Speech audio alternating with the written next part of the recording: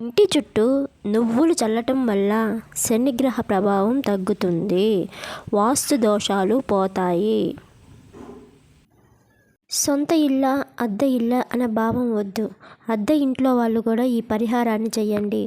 వాస్తు దోషాల నుంచి, శని దోషాల నుంచి అయితే శనివారం రోజు ఇంటి చుట్టూ నువ్వులు చల్లి ఓం శనేశ్వరాయ నమః అని జపించండి.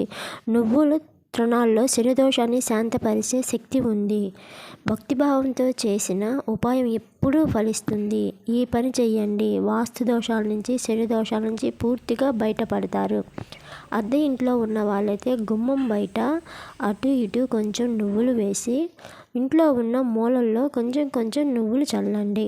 శనివారం పూట తప్పకుండా చేస్తే శని దోషాల నుంచి బయటపడవచ్చు, వాస్తు దోషాల నుంచి కూడా బయటపడవచ్చు.